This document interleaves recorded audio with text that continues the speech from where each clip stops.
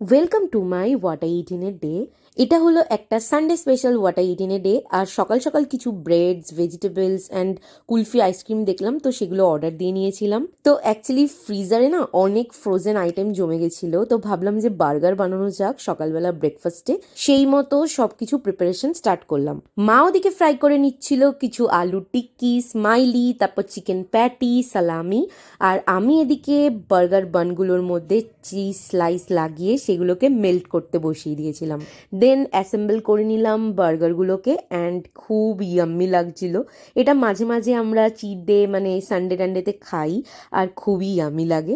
দুপুরবেলা আমি মাকে বললাম যে আজকে chicken and egg fried rice করি অনেক ভেজিস দিয়ে, তো আমি এটা বানাচ্ছিলাম। আমি মেনলি এরকমভাবে সব থেকে ইজি ওয়েতে ফ্রাইড রাইস বানাই। সব কিছু ফ্রাই করে নেওয়ার পর রাইসের মধ্যে ভালোভাবে উপর থেকে দিয়ে জাস্ট মিলিয়ে নিই অ্যান্ড ডান।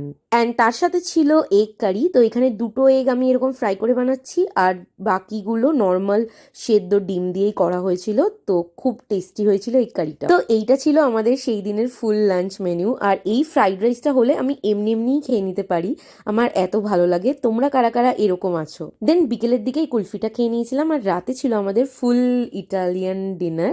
আমি বাড়িতে বানিয়েছিলাম স্প্যাগেটি আর অর্ডার করেছিলাম ডমিনোস থেকে এই পিৎজাগুলো। তো চলো দেখা হবে পরের একটা ভ্লগে। যদি ভালো লেগে থাকে তাহলে লাইক অ্যান্ড সাবস্ক্রাইব করে দিও।